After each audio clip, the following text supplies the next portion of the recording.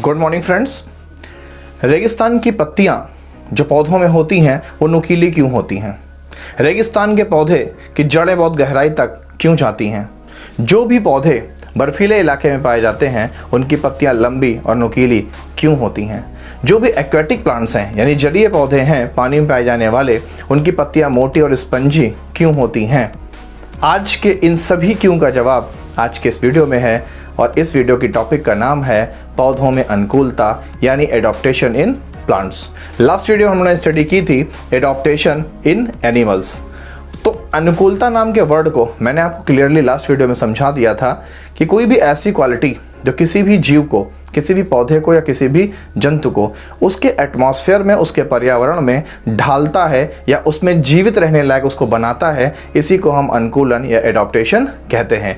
Mean it is the quality which make the animal और plants able to live in their atmosphere. ये उसके existence को बनाए रखता है। तो आप देख रहे हैं ब्रिलियंट विजन। मैं जितेंद्र मिश्रा आपका स्वागत करता हूं। अगर आपने मेरे चैनल को सब्सक्राइब कर लिया है तो आपका दिल से धन्यवाद। नहीं किया है प्लीज़ रिक्वेस्ट है आप सब्सक्राइब कर लें जिससे मेरे अपडेट्स आप तक पहुंचते रहें। तो स्टडी करते हैं types of adaptation in plants. पौधों में अनुकूलता यानी प्लांट्स में एडाप्टेशन दो तरह के होते हैं। फर्स्ट होता है स्ट्रक्चरल, जिसको हिंदी में बोलते हैं संरचनात्मक अनुकूलन, और दूसरा होता है बिहेवियरल, जिसको हम बोलते हैं व्यवहारात्मक अनुकूलन। संरचनात्मक अनुकूलन में उस पौधे के बॉडी के स्ट्रक्चर में कुछ ऐसी चेंजिंग्स आती हैं जो उसको उसके एटमॉस्फेयर में ज़िंदा बनाए रखती हैं, और व्यवहारात्मक में कोई भी ऐसी चेंजिंग जो उस प्लांट्स के व्यवहार को चेंज कर दे, उसके बिहेवियर को चेंज कर दे। जैसे आपने कीटभक्षी पौधे देखे हैं कि कीटभक्षी पौधे ऐसे स्थान पर होते हैं जहां नाइट्रोजन की कमी होती है, तो नाइट्रोजन की कमी को पूरा करने के लिए वो कीड़ों को खाते हैं। ये बिहेवियरल एडॉप्टेशन है। अब स्टडी करते हैं अलग अलग पर्यावरण में अनुकूलन कैसे होता है। तो फर्स्ट स्टडी करते हैं एडॉप्टेशन इन डिजर्ट प्लांट्स यानी रेगिस्तानी यानी मरुस्थलीय पौधों में अनुकूलन। आपने देखा होगा जितने भी रेगिस्तान के पौधे होते हैं इन पौधों में पत्तियां बहुत छोटी छोटी होती हैं और नुकीली होती हैं, कांटेदार। तो ये पत्तियां कांटों में रूपांतरित क्यों हुई? इसका मेन कारण ये है कि रेगिस्तान में पानी की कमी होती है। पत्तियां अगर नॉर्मल पत्तियों जैसी होंगी तो उन पत्तियों से पानी का नुकसान बहुत ही तेज़ी से होगा, और ऐसी कंडीशन में रेगिस्तान में चूंकि पानी की ऑलरेडी कमी है वो पौधा सूख जाएगा और जीवित नहीं रह पाएगा। इसलिए पानी की कमी को कम करने के लिए पत्तियां स्वयं को कांटों में रूपांतरित कर लेती हैं। दूसरा आपने देखा होगा कि जो कैक्टस होता है, जिसको आप नागफनी भी कहते हो, या जो भी कांटेदार पौधे होते हैं उनको बेसिकली कैक्टस कहते हैं, उनके पत्तियां मोटी होती हैं, मांसल होती हैं, चिकनी होती हैं और साथ ही कांटेदार होती हैं। तो ऐसा क्यों होता है? तो नागफनी की पत्तियां मोटी इसलिए होती हैं जिससे कि उनके अंदर पानी संचय हो सके और पानी का नुकसान कम से कम हो। इनकी त्वचा चिकनी होती है जिससे कि सूरज की किरणें इस पर गिरें और रिफ्लेक्टेड होकर के निकल जाएं यानी परावर्तित हो जाएं, और सूरज की किरणें जब पत्ती पर कम समय के लिए पड़ेंगी तो उसमें प्रकाश संश्लेषण क्रिया तो होगा मगर वाटर का लॉस नहीं होगा क्योंकि पत्ती के ऊपर की लेयर चिकनी है। साथ ही जो कांटे रूपांतरित होते हैं ये भी पानी की बचत को बचाए रखते हैं। दूसरी चीज़ अगर आपने गौर की हो तो रेगिस्तानी पौधों में ज़्यादातर जो प्रकाश संश्लेषण होता है वो हरे तने के द्वारा होता है, और ये हरे तने ही मोटे मांसल हो जाते हैं जिसको हम पत्तियों के रूप में समझते हैं, बट वो तने होते हैं और हरे रंग के होते हैं जिससे कि वो प्रकाश संश्लेषण क्रिया कर सकें और पौधे को उस विपरीत माहौल में जीवित बनाए रखें।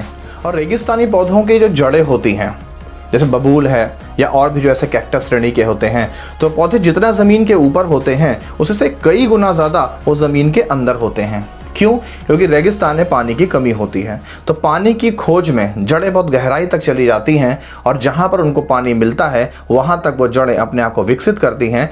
इसीलिए ऐसे कांटेदार पौधों की जो जड़ें होती हैं बहुत मजबूत होती हैं क्योंकि वो बहुत गहराई तक पानी की खोज में गई होती हैं। ये भी क्या है? ये एक विशेष अनुकूलन है जो सिर्फ रेगिस्तानी पौधों में पाया जाता है। अब हम स्टडी करते हैं एडॉप्टेशन इन प्लेन एरिया प्लांट्स यानी मैदानी क्षेत्रों में पाए जाने वाले पौधों में किस प्रकार का अनुकूलन होता है। तो अगर आपने इन क्षेत्रों के पौधों को देखा हो तो इन पौधों के जो तने होते हैं इनकी छाल बहुत मोटी होती है। तो छाल मोटी होने के पीछे भी कुछ ना कुछ कारण है और वो कारण है आग से बचाव। क्योंकि मैदानी इलाकों में जंगल में आग बहुत लगती है और पेड़ अपने आप को आग में जलने से बचाने के लिए अपनी छालों को मोटी कर लेते हैं। ये भी एक अनुकूलन है। घास को अगर आपने ध्यान दिया हो तो घास हमेशा ज़मीन में आगे बढ़ती है, जिससे वो जानवरों से स्वयं को बचाए रखती है और अपने अस्तित्व को बनाए रखती है, क्योंकि घास जो है ये आपके ब्रायोफाइटा फैमिली में आता है, जिसमें जड़, तना और पत्ती होती तो है मगर शरीर पूर्ण रूप से विकसित नहीं होता। इस बात को आप मोस्ट इम्पॉर्टेंट में याद रखिएगा कि ब्रायोफाइटा पौधों का एक ऐसा समूह है जिस समूह के पौधों में रूट, स्टेम, लीफ यानी जड़, तना, पत्ती तो होती है मगर पूर्ण विकसित नहीं होती। नेक्स्ट, इस इलाके के जो पौधे होते हैं यानी मैदानी क्षेत्र के जो पौधे होते हैं, इनकी भी जड़ें पानी की खोज में बहुत गहराई तक चली जाती हैं, जो पौधों को बहुत मजबूत सहारा प्रदान करती हैं और ये पौधे ज़मीन पर टिके रहते हैं। साथ ही परागण क्रिया क्या है आगे आपके लेसन में है, मैं डिटेल्स बताऊंगा। इंग्लिश में पॉलिनेशन कहते हैं। शॉर्ट में आप समझ लीजिए कि किसी भी पौधे के नर पुंकेसर के परागकण का मादा पौधे के वर्तिकाग्र यानी स्टिग्मा तक पहुंचने की क्रिया को हम परागण क्रिया कहते हैं और पौधों में ऐसे ही रिप्रोडक्शन प्रोसेस होता है यानी निषेचन क्रिया होती है। लेकिन यहाँ पर परागण नहीं समझ रहे हैं, यहाँ हम समझते हैं कि जो भी मैदानी इलाके के पौधे होते हैं इनके बीज हल्के और पंखदार होते हैं। आपने गर्मी में देखा होगा एक ब्लैक बीज के चारों तरफ सफ़ेद रंग के बाल लगे होते हैं, जिसमें कुछ लोग फूहा कहते हैं, कुछ लोग राजा कहते हैं। तो ये ऐसा क्यों होता है? जिससे ये हवा में हल्का रहे और एक स्थान से दूसरे स्थान तक उड़ करके अपने परागण को कर सके और अपने अस्तित्व को बनाए रखे, अपने इस श्रेणी के पौधों को जिंदा बनाए रखे। तो ये क्या है? ये भी एक स्पेसिफिक एडॉप्टेशन है जो कि मैदानी पौधों में यानी प्लेन एरियाज़ के पौधों में पाया जाता है। अब स्टडी करते हैं एडॉप्टेशन इन टैगा रीजन प्लांट्स, यानी टैगा प्रदेश के जो पौधे होते हैं उनमें किस प्रकार का अनुकूलन होता है।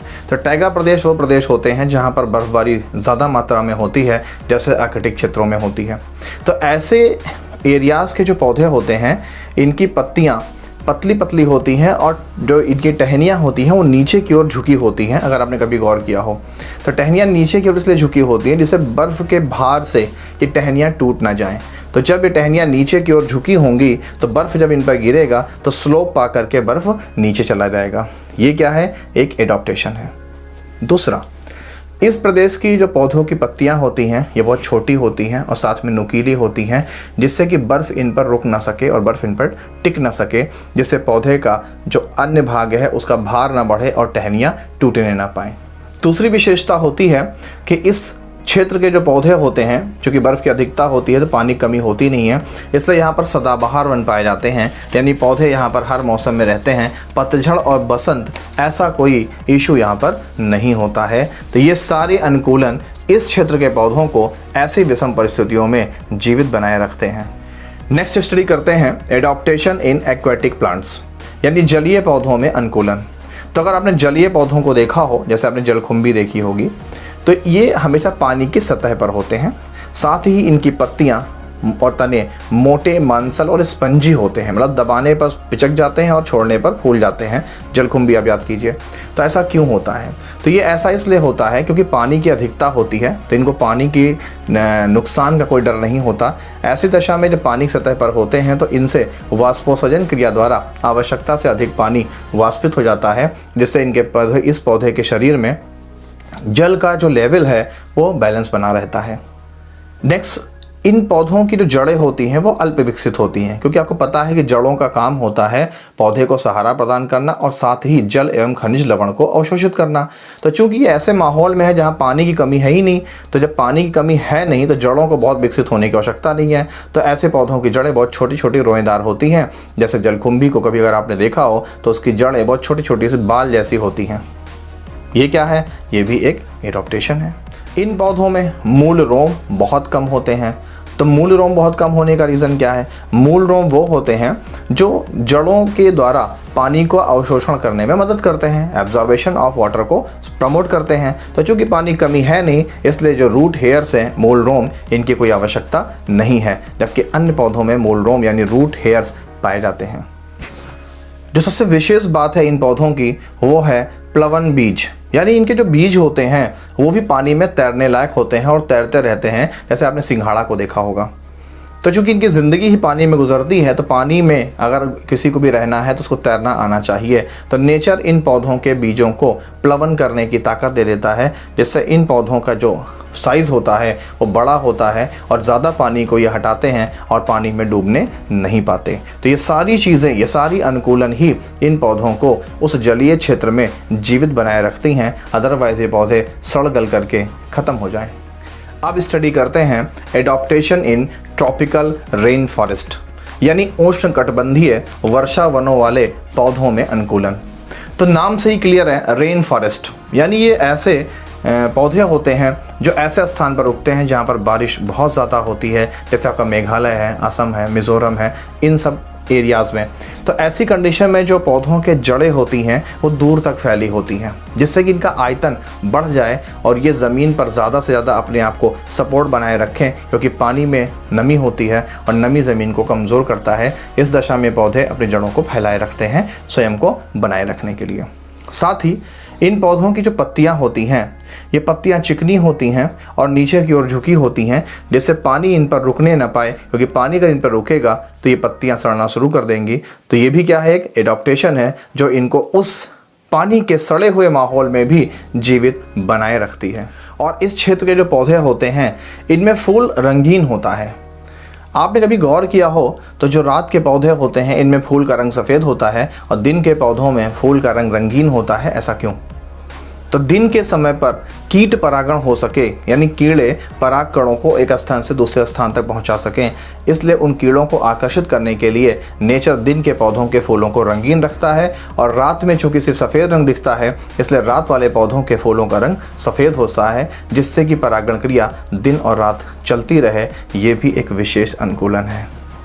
इन पौधों में जड़ें बहुत कम गहरी होती हैं, तो चूंकि जड़ें सतह पर होती हैं, ऐसी कंडीशन में वो पानी के साथ बहने वाले खनिज लवणों को अपने अंदर अवशोषित कर लेते हैं, जिससे इनके अंदर मिनरल्स की कमी पूरी हो जाती है। ये भी क्या है, एक अनुकूलन है जो इनको उस माहौल में जीवित बनाने में सहायक होती है। एक बहुत ही विशेष बात, इसको आप मोस्ट इंपॉर्टेंट में याद रखिएगा, हर कंपटीशन में पूछा जाता है, सांस लेने वाली जड़ें, जिसको हम रेस्पिरेटरी रूट्स कहते हैं। तो ऐसे इलाकों में चूंकि पानी की मात्रा ज़्यादा होती है, जगह जगह पत्तियां और कार्बनिक पदार्थ सड़ते हैं, जिससे कि दलदल जैसी स्थिति होती है और मीथेन नाम की गैस ज़्यादा होती है, तो पौधों को ऑक्सीजन नहीं मिल पाता। ऐसी दशा में इन पौधों की जड़ें ज़मीन से ऊपर निकल आती हैं और वायुमंडल में मौजूद ऑक्सीजन को अपने अंदर अवशोषित करती हैं। तो इसीलिए इन पौधों को हम वायवीय या रेस्पिरेटरी रूट्स यानी सांस लेने वाली जड़ें कहते हैं, जिसका अच्छा एग्जाम्पल है ऑर्किड पौधा। याद रखिएगा, ऑर्किड प्लांट रेस्पिरेटरी रूट रखता है। और इसी वर्षा वनों में एक पौधा पाया जाता है जो कि स्तंभ परजीवी होता है, जिसको बोलते हैं स्टेम पैरासाइट, यानी उस पौधे के पास तना और साथ में पत्तियां तो होती हैं मगर जड़ नहीं होता। तो ये पौधा किसी ऐसे पौधे के ऊपर आकर के निवास करने लगता है और अपने तने के जाइलम को उस दूसरे पौधे के तने के जाइलम में इंटर कर देता है, जिससे कि उस पौधे की जड़ से इसको पोषण, खनिज लवण और जल मिलता रहे। और ये एक स्तंभ पैरासाइट यानी स्तंभ परजीवी के रूप में, जिसको स्टेम पैरासाइट कहते हैं, अपनी ज़िंदगी को जीता है, जैसे कि अमरबेल। याद रखिएगा, अमरबेल एक पूर्ण स्तंभ परजीवी है, यानी कि कंप्लीट स्टेम पैरासाइट। अगर आपको ये वीडियो कंप्लीटली समझ में आया है तो प्लीज़ लाइक, शेयर और सब्सक्राइब कीजिए, जिससे कि मेरा मनोबल बढ़े और मैं आपकी सेवा में ऐसे ही तत्पर रहूं। Thank you. मिलते हैं नेक्स्ट वीडियो में।